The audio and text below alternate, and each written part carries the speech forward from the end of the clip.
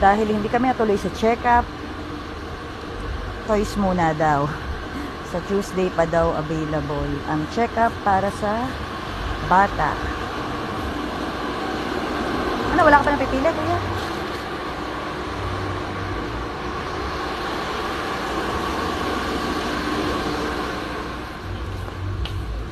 Dito lang mga toys.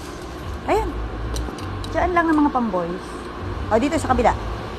Sa kabila, anak. Ito, kuya. Doon pa. Nahirapan siyang mamili kasi gusto niya yung mura lang. Sabi kasi ng daddy niya ay pumili kahit ano.